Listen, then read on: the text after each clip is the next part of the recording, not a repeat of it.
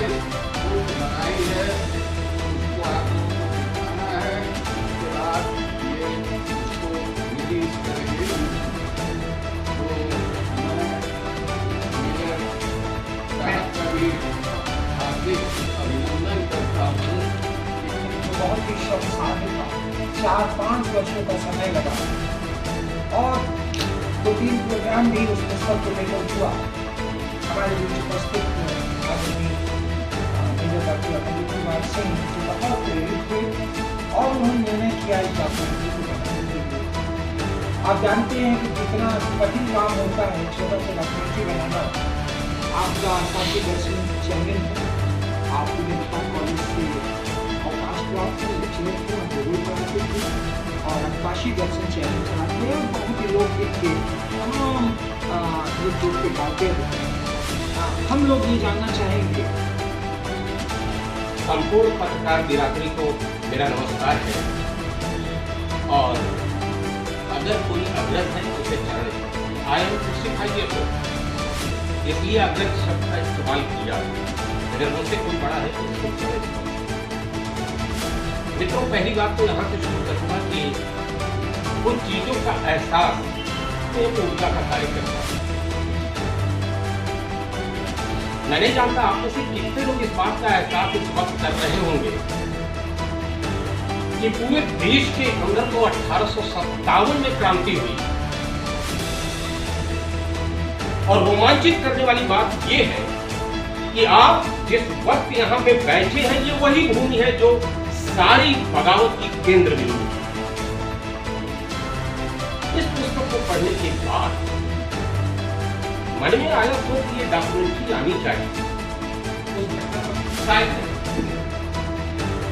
लेकिन भी जब मैं इसकी स्क्रिप्टिंग और बाकी चीजों कर रहा था कैसे क्या पात्रों को बात बिजली की तरफ हो रही और स्थान नहीं बदलता रूप बदल जाते हैं। तो जाहिर सी बात है ये बगावत। अगर मैं डॉक्टर मेजर अरविंद कुमार सिंह, अवकाश प्राप्त प्राध्यापक मेडिकल कॉलेज। इस डॉक्यूमेंट्री के बारे में मैं सिर्फ इतना कहना चाहूँगा कि इस डॉक्यूमेंट्री को जो भी युवा पीढ़ी देखेगी हमारी, वो देश के लिए कुछ कर गुजरने के लिए हमेशा सन्नत होगी, तैयार होगी, क्योंकि एक फ्रीडम फाइटर की ये पूरी कहानी है कि कैसे उसने ब्रिटानी हुकूमत को चुनौती दी और अपनी शहादत दी। बाबू जगत सिंह।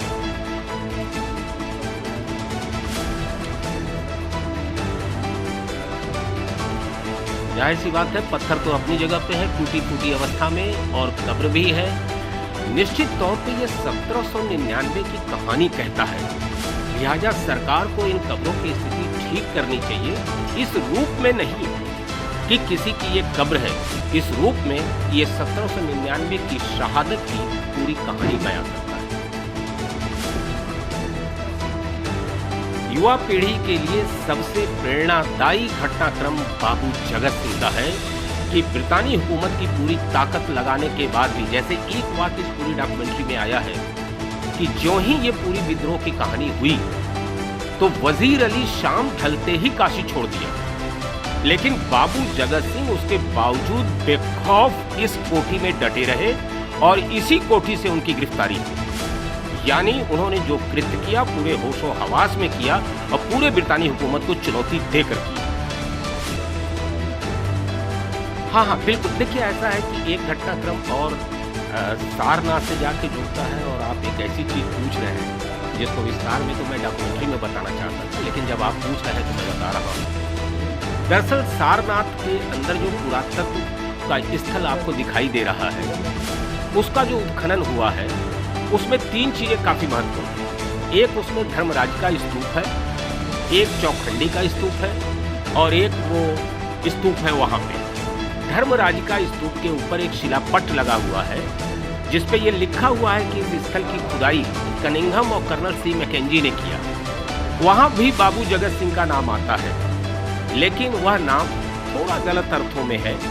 वहां ये दिया गया कि बाबू जगत सिंह ने इसका उत्खनन तो किया सबसे पहले, लेकिन इस स्थान को विनष्ट कर दिया, जो कि बाबू जगत सिंह राज परिवार को मंजूर नहीं है।